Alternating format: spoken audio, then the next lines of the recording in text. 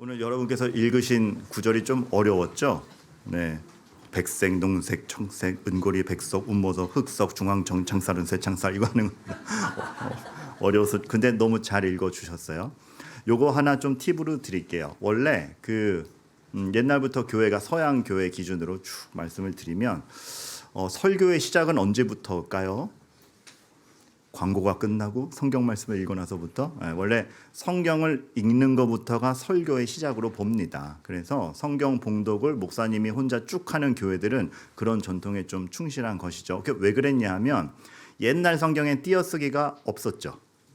그렇죠. 그러니까 에스라가 다시 복원해서 율법을 읽을 때만 해도 그 옛날 성경이나 그 당시를 보면 띄어쓰기가 없으니 잘못 띄어 읽으면 그게 해석이 돼버려요. 아버지 가방에 들어가신다. 아버지가 방에 들어가신다. 그렇죠? 그렇기 때문에 읽는 권한이 설교자에게 주어졌고 그 띄어쓰기를 하나님 말씀에 손상이 없게 하기 위해서 하는 전통이 있었던 겁니다. 그래서 설교 시작은 성경을 읽는 것부터로 전통이 있죠. 근데 그럼에도 불구하고 저는 종종 교독을 해요. 왜 그러게요? 우리나라의 어떤 예배가 또 우리나라의 예배가 들어오면서 선교사님들에겐 그게 있었죠. 이미 번역된 성경이 있고 띄어쓰기에 다 돼 있고 그러니까 그거에 대해서 오류를 범할 여지가 적고 중요한 것은 그 해석이 어떻게 되는 거냐가 중요하고 회중이 말씀을 나의 말씀으로 듣는다라는 차원에서 교독이라는 제도가 또 도입이 된 겁니다. 그러니까 하나 제가 여러분께 제안을 하는 거죠. 여러분 함께 봉독하시면서 지금 이 말씀을 하나님의 말씀으로 받아들이고 있습니까? 그러니까 여러분 예배의 어떤 하나하나의 차원도 여러 가지가 그냥 있는 것이 아니고 하니까 하고 기니까 같이 읽고 이런 게 아님을 아시는 가운데 여러분들이 전심으로 예배에 동참해 주셨다면 좋겠다라는 생각이 듭니다. 네. 방금 제가 해드린 지금 이 얘기는 설교 원고에 있는 걸까요? 갑자기 생각나서 한 걸까요? 그러니까 저는 갑자기도 이렇게 지식이 쭉쭉쭉 나오는 아주 그냥 똑똑한 설교자라는 걸 여러분들이 좀 알아봐 주셨으면 좋겠어요. 늘 기도하죠. 교만하지 않게 해달라고. 내일부터 에스더를 보기 때문에 에스더를 좀 설명드리는데 수요 예배 때 잠깐 말씀드렸던 거를 제가 끌고 와요. 자, 여러분들 역사 설명이 좀 필요합니다. 어떤 부분에서 그러냐면 우리가 에스더서를 시작하면서 첫 번째로 봐야 될 건 여러분 지도상에 이제 이집트가 여기 있다라고 칩시다. 그러면은 이 오늘 에스더의 배경이 되는 페르시아 때거든요. 페르시아 왕궁에 서 있었던 일이잖아요. 페르시아는 아시아 쪽으로 동쪽으로 이렇게 좀 위에 있다라고 보시면 됩니다. 그래서 나일강 중심으로 이집트는 항상 번창했고 그리고 유프라테스 티그리스강 중심으로 바벨론이니 페르시아니 이런 국가들이 발전할 수 있었던 겁니다. 그런데 이 페르시아가 굉장히 범위가 컸어요. 전성기 때 유프라테스 티그리스강 주변뿐만 아니라 이 주변을 쫙 먹어서 아프리카, 이집트까지 먹게 됩니다. 그러니까 뭐 아주 최강대국이었죠.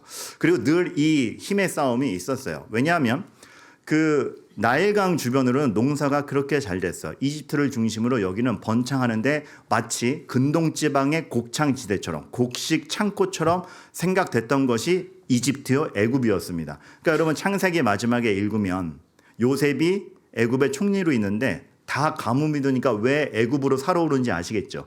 요셉이 저장해 놨다라는 하나님 섭리 가운데 소문도 있어서도 그런데 가장 곡창지대였기 때문입니다. 그런데 유프라테스 티그리스강 위주로 하는 우리가 지금 본문이 되는 페르시아 주변은 문화의 발전이 굉장히 컸던 지역이에요. 그러니까 양대 산맥이 늘 그 지역에서 이렇게 강대국들이 싸움을 하는데 문제는 두 지역이 서로 먹으려고 그러겠습니까? 안 먹으려고 그러겠습니까? 먹으려고 그래요. 그래서 문화 유적을 갖고 곡창지대를 먹을 것이냐, 곡창지대를 갖고 저 문화적 지식도 먹을 것이냐의 기득권 싸움이 늘 일어나다 보니 중요한 게 뭐예요? 그 사이를 이어주는 교두보가 중요하죠. 근데 그 교두보의 자리에 누가 있었어요? 이스라엘. 그래서 그 이스라엘이 아무것도 볼 거 없는데 늘 강대국들의 전쟁터가 되고 이스라엘을 차지하려고 그랬고 괴롭힘 당했던 이유가 거기에 있는 것입니다. 그런데 여러분 여기서 제가 말씀드리고자 하는 건 그거예요. 참 신비하게도 이러한 두 강대국 사이에 나일강도 티그리스강도 뭐 하나 없는 이스라엘을 하나님이 젖과 꿀이 흐르는 땅이라고 약속하시면서 주셨어요. 즉 성도에게 있어서 젖과 꿀이 흐르는 땅이라는 것은 무엇이 곡창지대가 주어지고 조건이 주어지는 게 아니라 하나님이 책임지고 계시냐가 젖과 꿀이 흐르는 땅이라는 의미가 됩니다.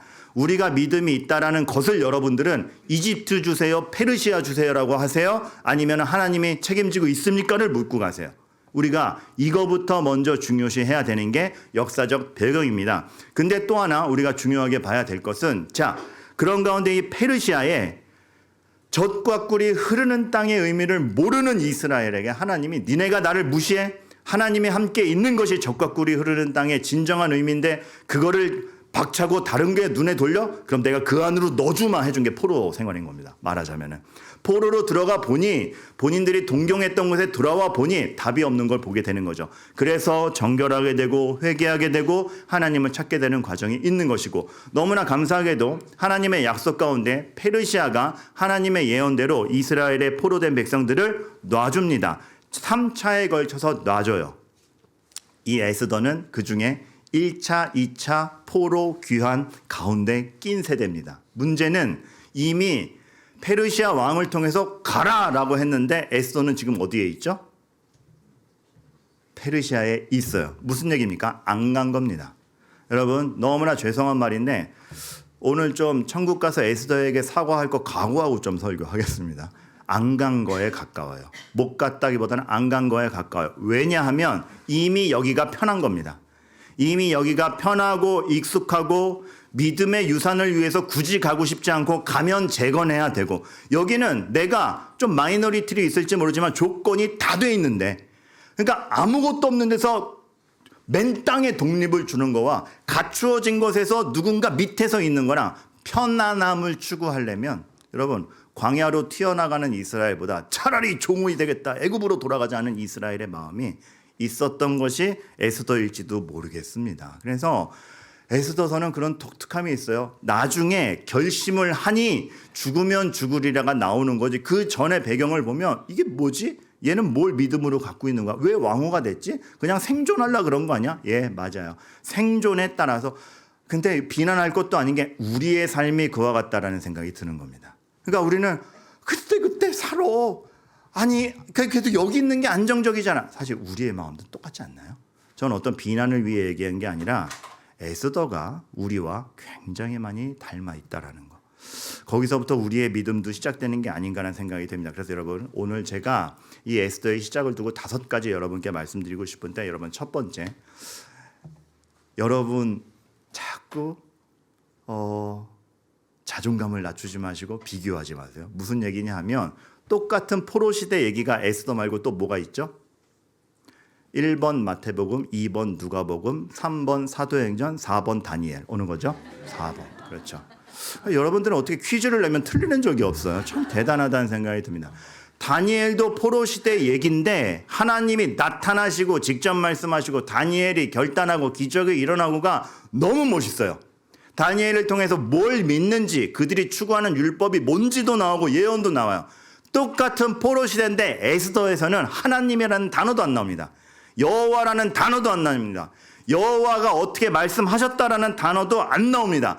거기에서 에스더의 처음 모습은 나중에 모르드게의 설득에 의해서 겨우 결단하기 전까지는 뭐 하나 신앙적인 모습이 나오지 않습니다. 그래서 다니엘이 낫냐 에스더가 낫냐를 판단하고자 함이 아니라 우리가 봐야 될 것은, 그런데 에스더에게도 똑같은 역사와 똑같은 회복의 역사와 똑같은 하나님의 은혜가 있더라가 주제인 거예요.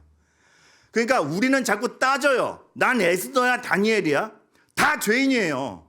은혜 없으면 다 죄인이에요. 중요한 건 내가 에스더냐 다니엘이냐가 아니라 하나님이 나와 함께 있느냐. 하나님은 그러한 에스더에게도 동일한 역사를 통하여 하나님의 일을 이루시는 분이다 해서 우리가 격려를 얻는 거죠. 방심하지 말자라는 얘기가 아니고 격려 아닌 격려를 얻자라는 게 여기서 돼야 되잖아요. 여러분, 그런 의미에서 자꾸 다니엘과 비교하지 마세요. 아시겠죠?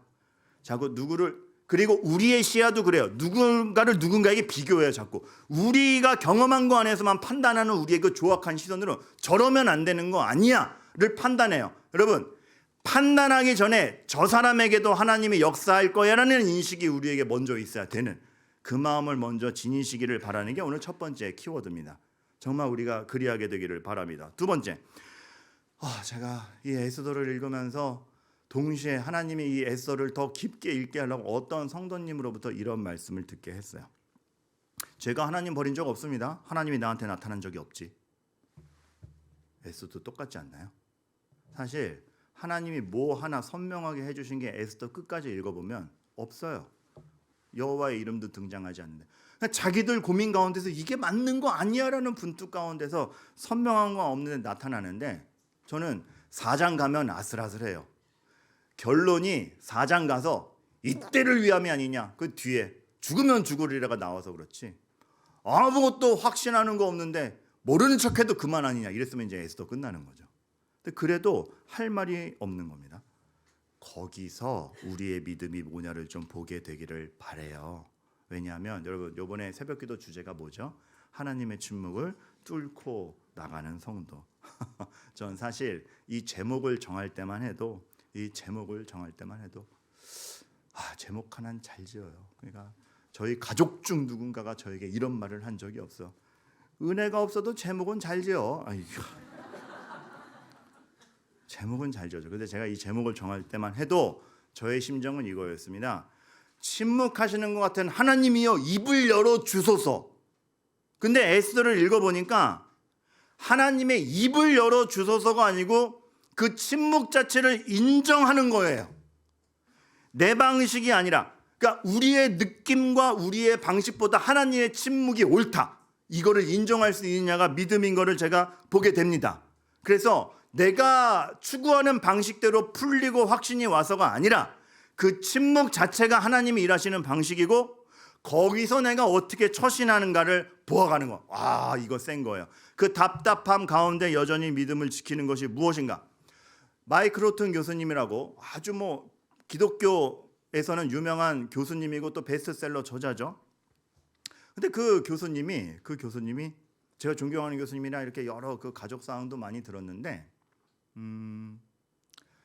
아버님이 갑자기 이제 머리에 암이 생기셔가지고 그렇게 총명하시고 이 교수를 키워낼 정도로 믿음의 아버지이신 분이 이게 사리분별을 못 하시게 되는 거예요. 믿음에 막 반하는 내용도 하시고 그러니까 막 아들 입장에서는 신학교 교수로서는 좌절이오죠.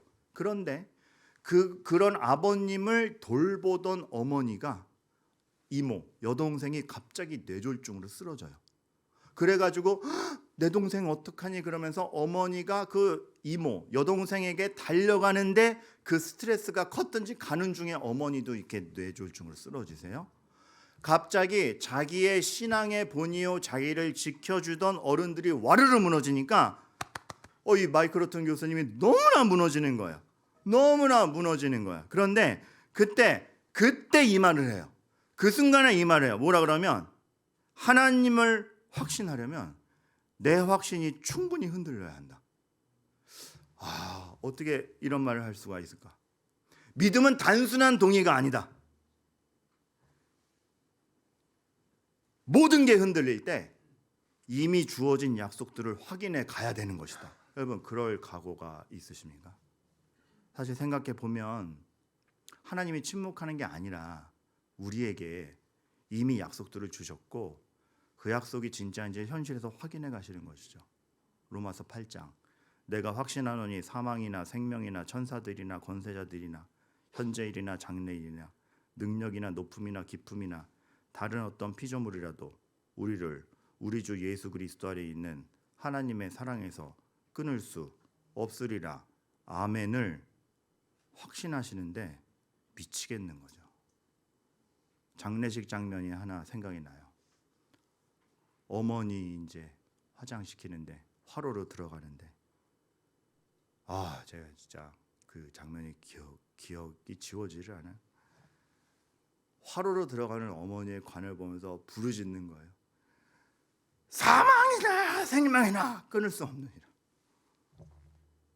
미치겠는 거예요. 근데 죽음의 자리에서 그걸 확신하는 거예요. 우리가 하나님을 확신하는 데 있어서는 내가 나의 기반이라고 생각하는 게 확 흔들릴 수 있습니다. 나라가 망했어요.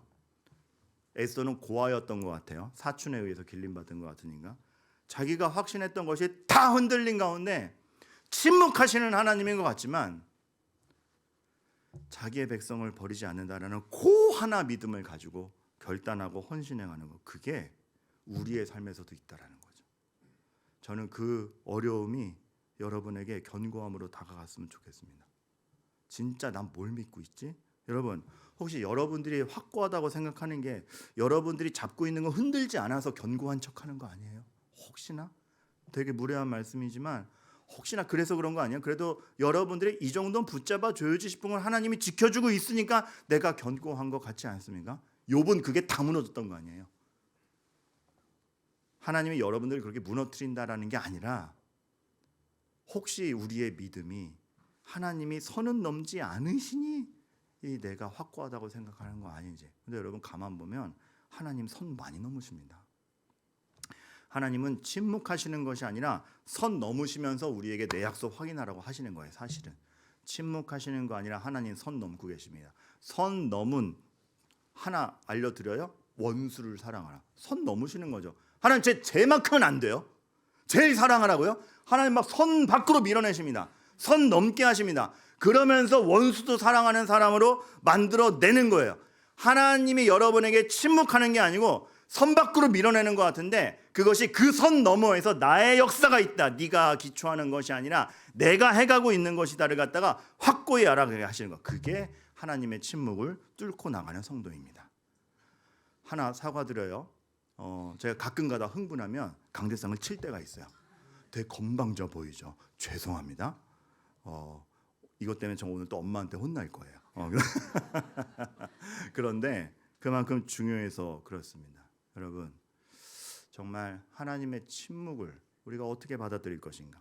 세 번째, 그래서 여러분 믿음의 공급자가 필요합니다. 여러분 오늘 아하수에로 왕에 대한 얘기를 보면은 그 당시 아까 제가 말씀드렸지만 페르시아는 정말로 강대국이었어요. 그래서 100몇 개의 도를 지배하고 있다는, 미국도 52개 준대. 물론 그거의 크기에 비할 바는 아니지만 그만큼의 그 당시 얼마나 강대국인 줄 알 수 있고 모든 고급 관리 다 모아서 100일이 넘게 잔치를 베푼다. 그만큼 위용이 있었던 거고 그만큼 막강한 권세를 할 수 있었던 거고, 사실 이때 페르시아는 그리스 침공하려는 3차 전쟁 계획을 하고 있을 때예요. 그러니까 위세를 부리는 거죠. 나 정도면 침공해도 돼. 나 정도면 따라와도 돼. 다 그 막강한 권세를 보여줘 놓고선 자기의 탐욕대로 전쟁을 벌이는 아하수에로 왕의 의도가 묻어 있는 건데, 여러분 그러한 아하수에로 왕의 권세가 아하수에로를 정말 힘있게 하는지, 그 아하수에로의 권세가 정말 아하수에로의 마음대로 역사를 이루어지게 하는지 전혀 아니지 않습니까? 그런 권세를 지닌 것 같지만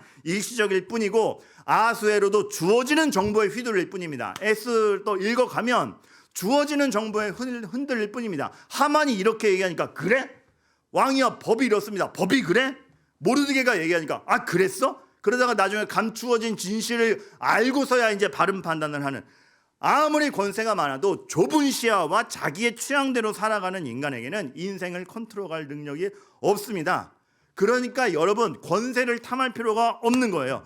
주어지는 정보에 휘둘릴 뿐인 인간인데 그 인간이 어떻게 하나님의 시야를 확보하고 하나님이 무엇을 알아가게 하시고 나에게 납득은 안 되지만 하나님의 뜻이면 맞기 때문에 내가 순종하는 것을 배워가는가가 중요하죠. 그래서 주변에 믿음의 공급자들이 필요한 겁니다. 믿음으로 재현해 줄 수 있는 사람이 필요합니다. 아하수에로 참 불쌍해요. 그렇게 권력이 센데도 왕비 오라 그래. 안 온다는데요. 신경질나. 오늘 말씀의 마무리예요. 오늘 말씀의 11절 12절 요약하면 딱 그거예요. 오라 그래. 안 가. 으이씨. 그거 하나 컨트롤 못 하잖아요. 권력이 사람의 마음을 바꿔놓지 못해요.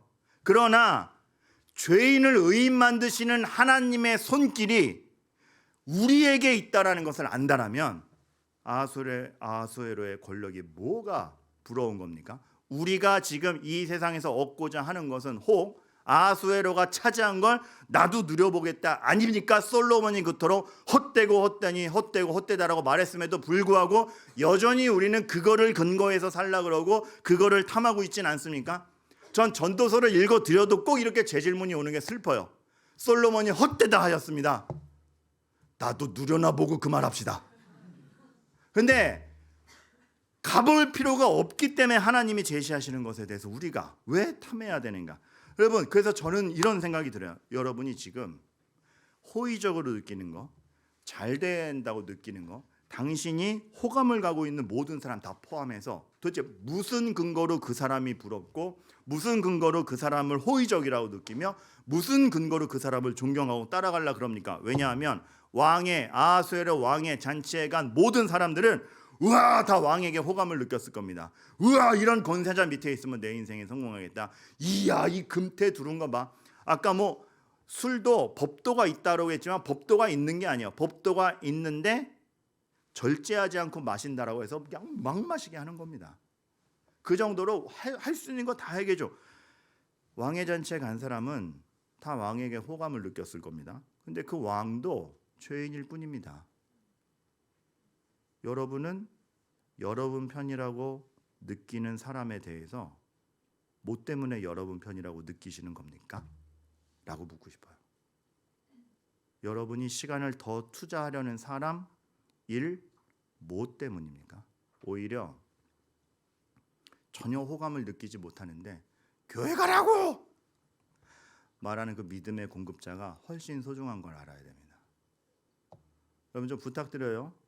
귀찮게 교회 가자 그러는 배우자의 말을 우습게 듣지 말아주세요. 여러분에게 하찮아 보일지 모르지만, 여러분에겐 아하수에로 왕의 잔치가 더 있어 보이겠지만, 그 귀찮은 말이 괜히 귀찮게 하는 게 아니고 여러분 살리려고 그러는 겁니다. 사실 오늘 작년 예배라 그랬지, 이거 청소년 예배나 어린이 예배였으면 죄송합니다. 애들 다 아작내려고 그랬어요. 니네 엄마가 교회 가자 그러는데 조금만 기다리라고 투정 부리는 것들. 정말 오늘 제가 오늘 이 말씀의 느낌에서는 정말 공의의 박민건이 되어서 믿음의 공급자가 필요합니다. 여러분 서로가 그렇게 되어주세요. 근데 여러분 진짜 중요한 건 지금부터입니다. 그렇게 봤을 때 진짜 우리는 서로 간을 어떻게 여기고 있고, 당신에게 성도요 사람은 누군가를 묻고 싶은 겁니다. 자, 다 가졌어요. 그 당시에 권력을 가졌어요. 근데 이 왕후가 취급받는 게, 왕이 왕비를 소개하고 싶어 하죠. 자랑스러워서, 존경해서, 뭘까요? 저는 적어도 우리 교회 누구 뭐 성도님 소개하라 그런다.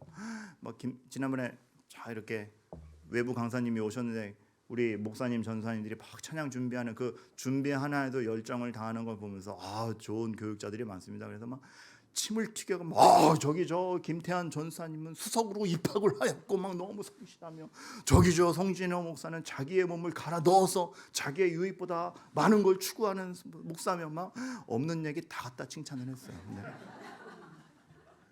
자랑스러움으로 소개한 거죠. 근데 지금 왕이, 아하수에로 왕이 왕비 오라 그래는 그 자랑스러움이었을까? 아니에요. 이용하는 거예요. 이렇게 예쁜 여자도 차지할 수 있는 게 나의 권력이다. 왕비가 난 그런 식으로 이용한다. 그래서 안 간다 그런 겁니다. 존중받지 못하는 왕비. 우리는 왕비가 됐으면 좋겠다라고 하지만 존중받지 못하는 왕비의 왕비 자리가 무슨 소용이 있냐라는 거죠. 왕비를 하찮게 만드는 왕이 권력을 가지고 그 권력으로 사람을 살려야 되건만, 자신의 권력 자랑하느라 옆에 있는 사람을 더 하찮게 만들어 버리는 이것. 우리는 어떻습니까? 여러분은 여러분 옆에 사람을 어떻게 만들고 있습니까? 장기 결석자가 어디 있습니까? 내가 안 찾아간 사람이 있는 것이지. 하찮은 사람이 어디 있습니까? 내가 하찮게 취급했나 보죠. 안 웃긴 사람이 어디 있습니까? 내가 냉소적인 거지. 그리스도의 사랑에 비하면 구원받을 사람이 어디 있습니까? 그리스도가 죽어 주셨으니 구원받을 자격이 생긴 거지. 그거 안다면 다시 장기 결석자가 어디 있습니까? 내가 안 찾아간 사람이 있는 거지. 무능한 사람이 어디 있습니까? 내가 무시했지. 안 중요한 사람이 어디 있습니까? 내가 거들떠도 안 봤지. 죄송합니다. 누굴 탓하는 말이 아니라 중심을 살펴보자는 차원에서, 은혜 없는 예배가 어디 있습니까? 우리가 하나님을 안 보는 거지. 뭘 탓하고 있는 겁니까? 예배실이 더워서? 설교가 길어서? 하나님이 전력을 다해서 안 찾아오시는 예배가 어디 있습니까? 우리의 핑계로 우리가 하나님을 못 보는 거지. 제 탓은 하셔도 돼요. 행여나 제가 저의 설교가 부족해서 하나님을 가리운다면 그 부분은 사과드립니다. 하지만 제가 이 말씀을 드리는 것은 제가 뭐라고 은혜를 좌우해요? 솔직히 얘기하면 제가 뭐라고 은혜를 좌우해요? 은혜 없는 예배가 어디 있습니까? 하나님이 지금 우리를 살리려고 전력을 다하고 계시는데 우리가 하나님 못 보는 거 아닙니까? 신중하게 살펴봐야 됩니다. 5번째, 깜짝 놀랐죠? 3, 4가 어디 있었어? 집중하세요. 사탄은 과장합니다. 에스더서를 읽어볼 때 사탄은 과장합니다. 하만의 욕망이 한 민족의 멸절 작업으로 가죠. 사탄은 과장합니다. 자기가 미워하는 걸 극단적으로 미워지게 만들어요. 자기 고민을 이 세상이 무너질 것처럼 만들어요. 자기 미움이 앙심을 품게 만들어요. 능히 이겨낼 수 있는 시험인데 아주 큰 시험으로 여기게 만들어요. 잠깐 지나갈 건데 인생 망하게 하는 것처럼 여기게 만들어요. 사탄은 과장합니다. 개인의 욕망이 국가 사업이 되게 하는, 개인의 미움이 한 민족을 말살하는 정책에 만드는 하만의 등장을 보면서 여러분, 교회가 그런 과장에 휩쓸리지 않기를 바랍니다. 그렇기 때문에 하나님을 바라봐야 돼요. 에스더서를 보면서 우리가 여겨야 되는 건 침묵하시는 것만 같은 하나님 앞에서 도대체 나의 믿음이 뭔가, 뭐에 휩쓸려 가고 있는가, 하나님을 못 봐서 그런 거 아닌가, 과장에 휩쓸리고 있지 않은가, 그런 가운데 나는 도대체 나의 옆에 성도를 뭐로 여기고 있었는가, 신중히 살펴봐야 될 겁니다. 정경인 특별 새벽 기도회가 이루어지는 데 있어서 저도 이것이 하나의 행사로 끝나지 않기를 바랍니다. 여러분, 기도할 때 여러분 끝에 뭐라고 하십니까? 그냥 끝내요? 이렇게 답이 없어져. 뭐라고 끝내죠? 예수님의 이름으로 기도합니다. 아멘. 여러분, 예수님의 이름으로 기도하는 겁니다. 저도 누구 이렇게 부탁하거나 요청하거나 심부름하거나 결제할 때 교회 직인이나 제 이름으로 나가는 거 함부로 못하게 합니다. 왜곡해서 발설하거나 하면 당차게 혼냅니다. 결코 용납하지 않아요. 근데 우리는 예수 그리스도의 이름으로 기도할 권한이 주어졌는데 하나님이 그 기도 시간을 그냥 연례 행사로만 지나가게 하시겠습니까? 예수님의 이름이 걸려있는 게 기도인데 하나님이 그냥 행사로 지나가게 하시겠냐고요. 저는 그냥 인원 동원 많이 하려고 드리는 말씀이 아니라 그리스도의 이름을 걸고 전교인이 함께하는 그 기도에 주님이 여러분을 방치하시겠냐고요. 기도에 나오시기 전에 제가 홈페이지에 떼어놨지만 에스더서 읽는 정성을 보이시길 바라겠고, 그거 아니어도 그리스도의 이름으로 된다라면 아하수에로 왕이 가진 그 무엇보다 더 큰 권세가 정말 섭리 중에 역사 중에 펼쳐지시는 건데, 여러분의 상처, 여러분의 의문, 여러분의 질문, 여러분의 조급함, 지금 여러분이 해결해야 될 거, 이 일주일 안에 답을 주시옵소서. 결의를 갖고 목표를 가지고 나오세요. 그 영적 목표를 가지고 나오세요. 기복신앙이 아니라 그리스도의 이름이, 하나님이 우리에게 함께 있다 함이 그렇게 능력 없지 않기 때문에 그렇습니다.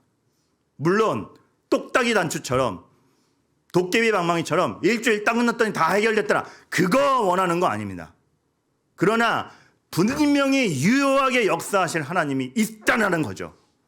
적어도 여러분들이 생존만 위해서 살다가 죽으면 죽으리라는 각오에 사람으로 변해보겠습니다라는 각오 정도는 하시고 나오시기 바랍니다. 그래서 상황이 안 변해도 그 상황에서 하나님의 침묵을 깨고 하나님의 역사를 바라볼 수 있는 그러한 일주일이 되기를 바라는 거죠. 정말 새살 돋기를 바랍니다. 정말 이 일주일의 시간이 우리 영혼의 정화요, 마치 새 생명이 탄생한 것 같은 교회의 기틀이 마련되는 시간이기를 바랍니다. 그래서 그 다음 주에 부흥을 했다, 이것이 아니라 전교인 새벽 기도가 끝난 뒤에 우리의 마음이 딴 거 필요 없어요. 계속 기도하고 싶다. 왜요? 하나님이 내 삶에 있으니까. 그거면 족합니다. 그 확신을 가지신 분들이 함께 모여 예배하는 그 예배의 영광을 기대해 봅니다. 그리고 정말 여러분의 삶에 그러한 하나님의 역사가 있게 되기를 주님의 이름으로 축원합니다. 우리가 이 찬양합니다. 허무할 시절 지날 때, 깊은 한숨 내쉴 때, 그런 풍경 보시며 탄식하시는 분 있네. 여러분 탄식 나올 때 짜증 나죠? 하나님 뭐 하고 있는 거야? 로마서 8장에 얘기합니다. 너희가 어떻게 기도해야 될지도 모를 때 성령 하나님께서 먼저 탄식하고 계시다. 그 하나님께 우리 기도하는 거예요. 왜 나 이렇게 내버려둬요? 아무 응답이 없으니까 고와 같지 않습니까? 고와 같이 너희를 버려두지 아니하리니. 목자 없는 양됨이 너무나 애통했던 주님께서 여러분들을 함께 하시리. 그게 우리 성정으로 안 돼요. 그래서 간구하는 거죠. 성령이 오셨네. 성령이 오셨네. 이게 막 성령이란 에너지를 끌어당기는 그런 개념이 아니라 저희들의 마음으로 안 됩니다. 성령님이 오셔서 저에게 새 생명 주셔야 됩니다. 믿음 주셔야 됩니다. 성령이 오셨네. 성령이 오셨네. 내 주에 보내신 성령이 오셨네. 믿음이 무엇인지를 다시 생각하며 고작 내가 확신하는 깃틀 위에서 안전함을 생각했던 모든 분들이 주님만을 의지하는 것이 무엇이고 하나님이 침묵하고 계시지 않다라는 것을 확신하는 것이 무엇인지를 알아가는 일주일 되길 바라며 허무한 시절 지날 때 다 함께 찬송합니다.